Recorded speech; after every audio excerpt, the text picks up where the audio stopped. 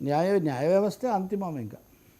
సరే, ఏంటి ప్రధాని చొరవతోనే వరంగల్కు విమానాశ్రయం, ఏంటి విమానాశ్రయం కూడా ఏంటి వరంగల్ కిషన్ రెడ్డి రామ్మోహన్ వర్సెస్ రేవంత్ రెడ్డి? ఓకే, బొమ్మనూరు అనే వరంగల్లో అది వరకు నిజాం కాలంలో పెద్ద ఎయిర్పోర్ట్ ఉండేదట. అది ఏషియాలోనే పెద్దదని ఆ కేంద్ర మంత్రి రామ్మోహన్ నాయుడు చెప్తున్నారు. దాన్ని మళ్ళీ ఇప్పుడు దానికి మంజూరు అయింది.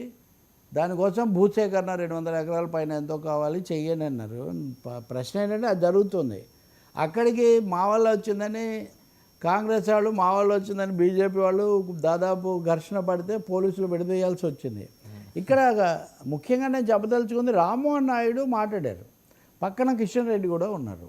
ఈ మధ్య కిషన్ రెడ్డికి రేవంత్ రెడ్డికి మధ్యలో దాదాపు బాహాబాహి అన్న పద్ధతిలో రాజకీయ బాహాబాహి, ప్రత్యక్ష కాదు, జరుగుతుంది. రేవంత్ రెడ్డిని టార్గెట్ చేయడం అన్నది అయితే personal targeting of Revanth Reddy బాగా పెరిగినట్టు కనిపిస్తుంది.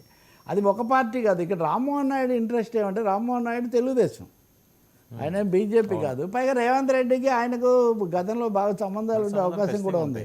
రామ్మోహన్ నాయుడు దీని గురించి చెప్తూ రేవంత్ రెడ్డి కన్ఫ్యూజన్లో ఉన్నాడు. విమానాశ్రయాలు ఇచ్చేది కేంద్ర ప్రభుత్వం, కట్టేది కూడా కేంద్ర ప్రభుత్వం, రాష్ట్ర ప్రభుత్వానికి సంబంధం లేదన్న స్పష్టత ఆయనకు లేనట్టుగా ఉంది. ఇది కొచ్చిన్ విమానాశ్రయం తరహాలో దీన్ని అభివృద్ధి చేయమని నేను అధికారులను ఆదేశించానని రేవంత్ రెడ్డి అంటున్నాడు. ఆయన ఎలా ఆదేశిస్తాడు? ఆదేశించాల్సింది కేంద్ర ప్రభుత్వం కదా. ఈ పద్ధతిలో ఆయన మాట్లాడుతున్నాడు. పక్కన కిషన్ రెడ్డి కూడా ఉన్నారు. కిషన్ రెడ్డిని ఉద్దేశించి నిన్ననే రేవంత్ రెడ్డి వాళ్ళ జిల్లా మహబూబ్ పాలమూరు జిల్లా, తర్వాత వనపర్తి, అక్కడ పాల్గొన్నప్పుడు ఒక మాట అన్నాడు.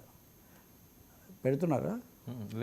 అది ఆసక్తికరమైంది. ఏమంటే, మోదీ మంచోడే, తెలంగాణకు ఎంతో కొంత మంచి చేయాలన్న సానుభూతితో ఉన్నాడు, కానీ కిషన్ రెడ్డి సైంధవుడిలాగా అడ్డుపడుతున్నాడు అని ఒక సైంధవుడి రోల్ ఇచ్చాడు రేవంత్ రెడ్డి కిషన్ రెడ్డికి.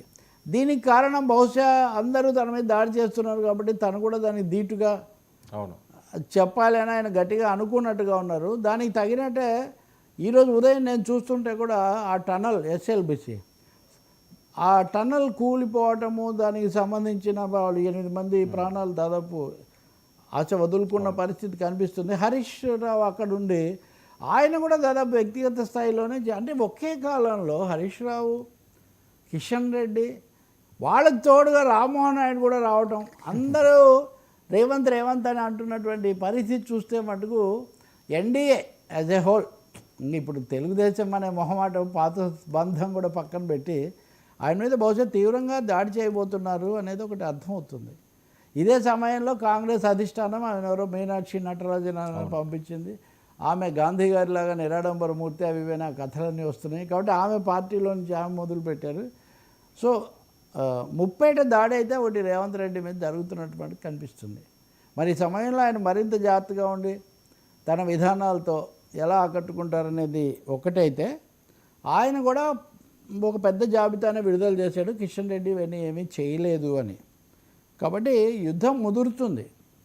నేను ఎందుకు రామ్మోహన్ నాయుడు పేరు చెప్తున్నానంటే, జనసేన టీడీపీ కూడా బీజేపీ బీఆర్ఎస్లకు తోడు కాబోతున్నాయి రేవంత్ రెడ్డి మీద దాడి చేయడంలో అనే సంకేతాలు కనిపిస్తున్నాయి ఇక్కడ మనకు.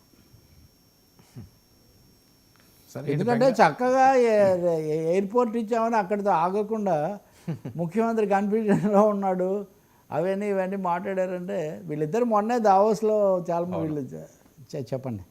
సరే, బెంగాల్